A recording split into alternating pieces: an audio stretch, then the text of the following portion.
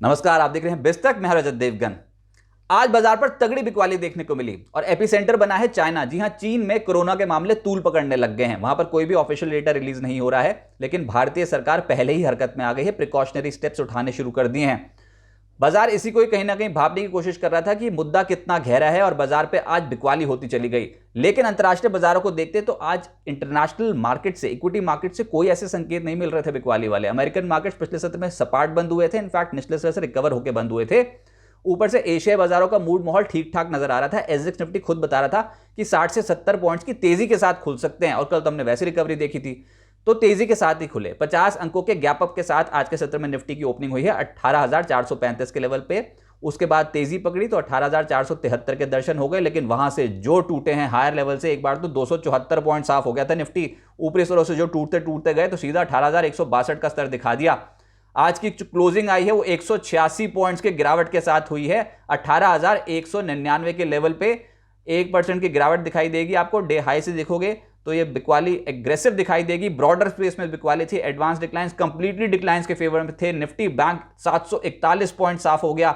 Sensex 635 अंक टूटता हुआ नजर आया। निफ्टी के एडवांसेस मात्र 12 और गिरने वालों की संख्या है 38। ब्रॉडर मार्केट्स में तो इससे भी हालत टाइट थी, क्योंकि मिड कैप जो स्टॉक्स हैं वो ऊपर ले जाके आज के सत्र में पटके गए। बहुत ही जबरदस्त बिकवाली आज के सत्र में देखने को मिली है। लेकिन मैं फिर कहूंगा कि अंतर्राष्ट्रीय बाजारों का मूड माहौल कुछ उतना बिगड़ा हुआ नहीं था। अमेरिकन फ्यूचर्स हरे निशान में कामकाज कर रहे थे और इनफैक्ट दोपहर को यूरोपियन मार्केट्स भी हरे निशान में कामकाज कर रहे थे। हमारे मार्केट्स आज थोड़ा अंडर परफॉर्म कर गए हैं।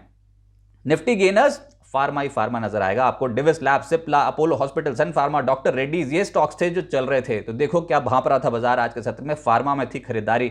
डिविस लैब्स लगभग 5% के उछाल के साथ बंद हुआ। सिप्ला 3.5% उछला, अपोलो हॉस्पिटल 3.25% उछला। सन फार्मा, डॉक्टर रेड्डीज तेज थे। निफ्टी लूजर्स में अदानी एंटरप्राइजेस सरप्राइज था, 6% का क्रैक दिखा। इसके अलावा अदानी पोर्ट्स 3% टूटा है। UltraTech, IndusInd Bank, Bajaj Finserv, इन तमाम स्टॉक्स में 2.25% से 2.5% की गिरावट देखने को मिली है। एफएनओ गेनर्स की सूची देखें, जहां पर बड़े सौदे होते हैं तो फिर से आपको pharma, health care, hospitals, diagnostics से जुड़ी जो कंपनी है वो नजर आएंगी, जिसमें ग्लेनमार्क 7.5% उछला है। मेट्रोपोलिस, लाल पाथ लैब जैसे स्टॉक्स हैं 6% से 7% की चढ़ाई चढ़ गए। डिविस लैब्स कमाल कर रहा था, 5% ऊपर रहा। ग्रैन्यूल्स 4% उछला है। एफएनओ लूजर्स में अदानी एंटरप्राइजेस 6% टूटा है। सिटी यूनियन बैंक 6% टूट गया। ये तो खैर शुरुआती सत्र में ढेर हो गया था, क्योंकि यहां पर जो एनपीएस और प्रोविजनिंग की फिगर रिपोर्ट की गई है FY 22 के लिए आरबीआई को, उसमें डाइवर्जेंस मिला है, तो उसका एक असर देखने को मिला। स्टॉक हो गया धड़ाम। इंडिया बुल्स हाउसिंग 5% टूटा। डेल्टा कॉप जैसे स्टॉक में आज के सत्र में दबाव था, और इसके अलावा इंडियन होटल्स भी 4.5% टूटता हुआ नजर आया। सेक्टर स्पेसिफिक ढूंढने जाओगे तो आपको मिलेंगी डायग्नोस्टिक कंपनियां, हॉस्पिटल से जुड़ी हुई कंपनियां यानी कि हेल्थ केयर स्टॉक्स। थायरोकेयर 15% का उछाल। विजया डायग्नोस्टिक 12% का उछाल। कब सुने थे आपने ये नाम एक साथ? मेट्रोपोलिस, लाल पाथ लैब्स, अपोलो हॉस्पिटल्स आज के सत्र में एक्टिव थे, और क्या जबरदस्त तेजी आज बनती चलेगी दिन के दौरान। इसके अलावा pharma stocks across the board खरीदारी थी। बीट एंड डाउन स्ट्रक्चर्स, लेकिन जैसे ही मौका मिला वैसे ही ट्रेडर्स ने लपके आज के सत्र में लोअर लेवल्स पे। आज sector specific pharma, health care, diagnostic, hospitals का ही बोलबाला रहा पूरी मार्केट में। ग्लेनमार्क 8% चढ़ गया। डिविस लैब्स 5% चढ़ा है। ऑरबिंदो फार्मा, बायोकॉन, सिप्ला 3.5% से 4.25% मजबूत हुए हैं। ग्रैन्यूल्स, ल्यूपिन 3% से 3.5% मजबूत हुए हैं। फार्मा स्टॉक्स कॉन्ट्रा मूव दिखाते हैं अक्सर। बाजार टूट रहा होता है तो फार्मा में कहीं ना कहीं बाइंग एकदम से इमर्ज होनी शुरू हो जाती है। बाजार चढ़ता है तो फार्मा पीछे रहता है। अब फार्मा का नंबर था। शुगर स्टॉक्स में मुनाफा वसूली। अब एक एक करके देखिए मिड कैप स्पेस में क्या तगड़ी मुनाफा वसूली आज के सत्र में हुई है। और ऊपर से प्रॉब्लम ये थी कि ऊपर खुले थे और उसके बाद हायर लेवल से देखोगे तो फिर तो पिटाई आपको ज्यादा दिखाई देगी, लेकिन क्लोज टू क्लोज ही देखते हैं। राजश्री शुगर 9.5% टूटा है। राणा शुगर 9.5% टूटा है। शक्ति शुगर 9.5% टूटा है। केसीपी शुगर, उगर शुगर और मवाना शुगर 6% से 9.25% ढेर हो गए। मीडिया स्टॉक्स में नेटवर्क 18 6.5% फिसल गया। डिश टीवी 6% टूटा। हैथवे, पीवीआर, आइनॉक्स लेजर, नजारा सब टूटे।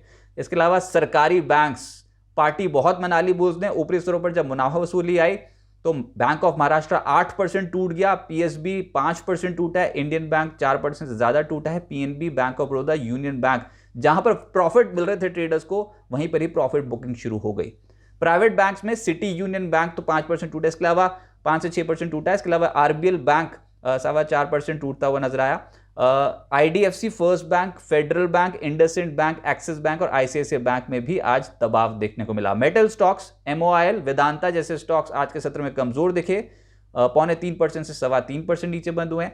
APL Apollo, Welspun Corp, JSL, Hind copper और हिंद जिंक जैसे जो स्टॉक्स थे यहां पर आज के सत्र में दबाव देखने को मिला।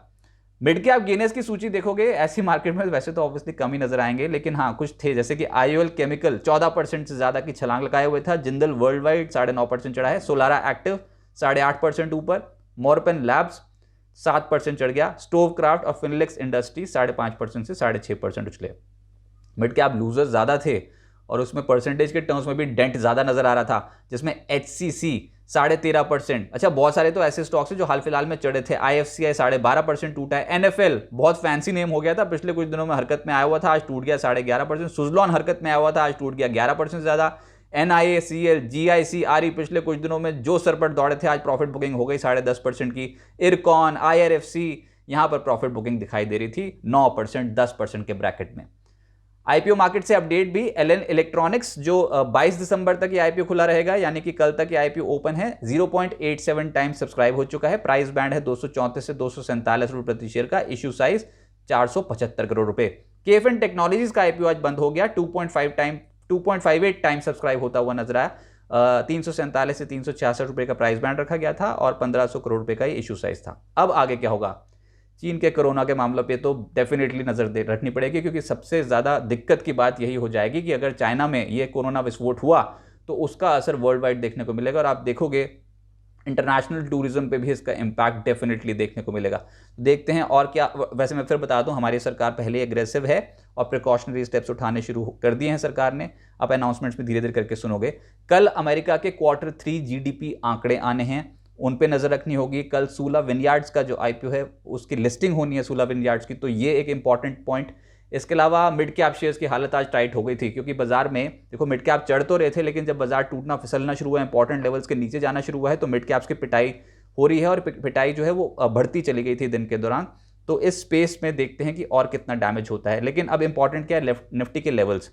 निफ्टी ने 4 हफ्ते के निचले सर पर ही क्लोजिंग दिखाई है, तो दैट इज अ पॉइंट जिसमें 4 वीक लो पे निफ्टी पहुंचा है। लेकिन जिस लेवल पे पहुंचा है ये बहुत इंपॉर्टेंट लेवल है। देखो 18,100 का जो लेवल है वो बहुत ही मुश्किल से हमने क्रॉस किया था पिछले महीने, जब एक नए लेवल्स पे पहुंच गए थे, नए शिखर पे पहुंच गए थे, तो 18,100 की ही रेंज को टापना मुश्किल पड़ा था, उसको टाप के ऊपर गए थे। अब फिर से वही लेवल दस्तक हो रहे हैं, तो बाजार इनको रिस्पेक्ट जरूर करेगा। लेकिन 3 दिन से 18,240 के स्तर को बचाए रखा था, आज तोड़ दिया। आज निफ्टी पे किसी भी घंटे जो भी पुल बैक आता था तो उसमें बिकवाली हो जाती थी, और किसी भी घंटे की क्लोज प्रीवियस आर के जो क्लोज है, जो हाई है, उसके ऊपर की नहीं दिखाई देगी आपको। तो ये प्रॉब्लम है मार्केट में, हर घंटे आज के सत्र में बिकवाली हुई है। 18,450, 18,530 ये कड़ा रेजिस्टेंस निफ्टी के लिए बनता चला जाएगा हायर जोन पे। इस लेवल को बुल्स को पार करने में दिक्कत आएगी, और अगर पार कर गए तो बहुत बड़ा सरप्राइज एलिमेंट हो जाएगा, शॉर्ट कवरिंग हो सकती है। लेकिन जब तक 18,450, 18,530 के लेवल को क्रॉस नहीं करते तो एक रेजिस्टेंस का काम करेगा। और नीचे जैसे हमने बताया 18,100 का स्तर बहुत ही इंपॉर्टेंट एक सपोर्ट जोन है मंथली चार्ट्स के हिसाब से। सिर्फ फार्मा के दम पे नहीं चल सकते हैं, कुछ दिग्गजों को सामने आना होगा, कुछ अलग सेक्टर्स को सामने आना होगा। फार्मा के दम पे कभी निफ्टी की रैली बनते देखी नहीं है। और अंतर्राष्ट्रीय बाजारों का सहारा, मूड, माहौल, ये सब इंपॉर्टेंट फैक्टर होंगे जो बाजार पे हावी रहेंगे। लेकिन हाँ, सबसे इंपॉर्टेंट जो पॉइंट है वो चाइना में कोविड रिलेटेड जो मामले हैं वो कितना तूल पकड़ते हैं, बाजार उसी को ही बहुत क्लोजली ट्रैक करेगा।